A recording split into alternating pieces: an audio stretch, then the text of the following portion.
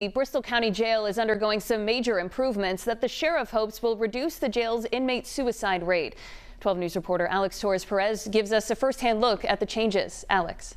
The sheriff says mental health for inmates is a top priority for him, which is why he is making renovations to each cell to make sure they're safe.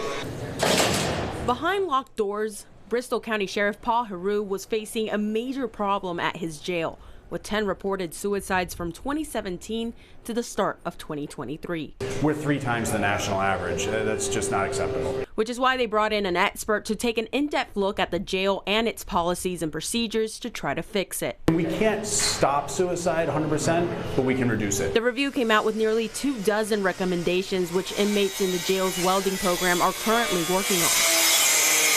The last 7 out of 7 suicides here at Dartmouth were all done using bunk beds. That's why we spent a lot of time redesigning it, getting rid of any horizontal bars or 45-degree angle bars or the bar that came straight up. There was 4 of them, 1 on each corner, sometimes used as handles.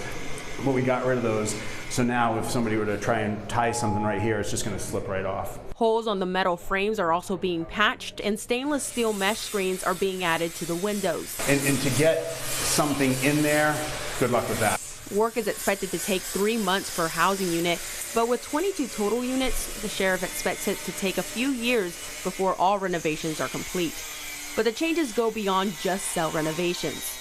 The infrastructure was just one of them, but intake screening, asking certain questions, but also the types of mental health services that are being offered with somebody while they're here, how long they stay on, all that was looked at as well. So a lot of what we had to do is change our policy and procedure. However, he says the work and changes are well worth it and will save lives. Does that guarantee we're not going to have any more suicides? Absolutely not. We can't promise anybody that we're not going to have any more suicides. What we can do is drastically reduce the rate, which was, as I said before, 3 times the national average. The sheriff says all 23 recommendations are either already implemented or in progress. Reporting in Dartmouth, I'm Torres-Perez, 12 News.